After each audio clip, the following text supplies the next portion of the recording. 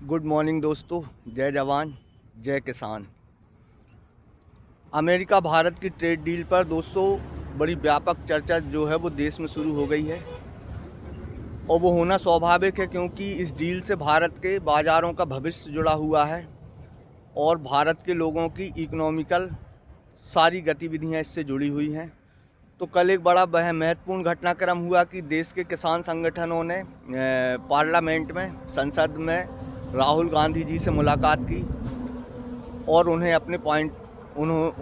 अपनी समस्याएं point by point Rahul Gandhi ji को बताया कि अमेरिका में जो है बहुत बड़े बड़े किसान हैं और वहाँ पर किसानों की आबादी बहुत कम है और उनके पास ज़मीनें बहुत हैं। हज़ार दो हज़ार एकड़ ज़मीन के किसान हैं जो वहाँ पर बहुत ज़्यादा सरप्लस अनाज पैदा करते हैं। और जैसा आप जानते हैं कि अमेरिका पिछले 10 साल से एक बहुत बड़े बाज़ार की तलाश कर रहा था अपने कृषि प्रोडक्टों को डंप करने के लिए।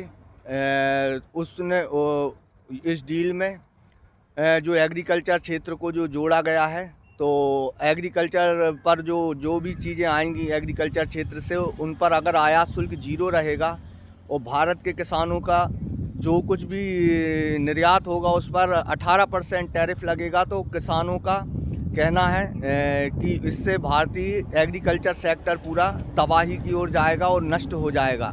क्योंकि डिमांड इतनी कम हो जाएगी।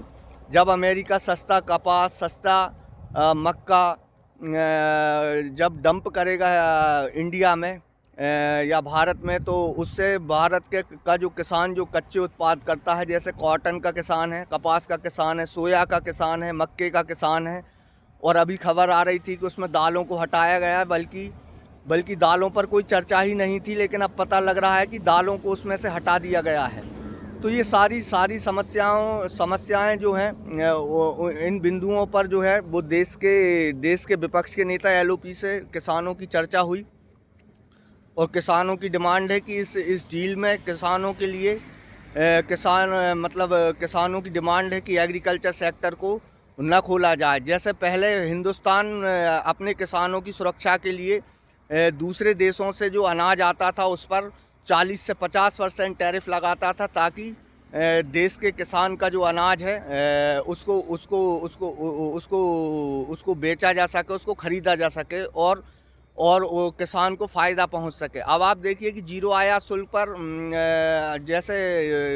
जैसे कॉटन आ रहा है, तो कॉटन इंडस्ट्री को कच्चा माल मिल रहा है, लेकिन देश के जो कॉटन का किसान है उस पर बहुत इसका दुष्प्रभाव पड़ा। तो ये सारी समस्याएं राहुल गांधी जी के समक्ष रखी और उन्होंने कहा कि वो किसानों के साथ खड़े हुए हैं। देखते हैं दोस्तों आगे क्या होता है।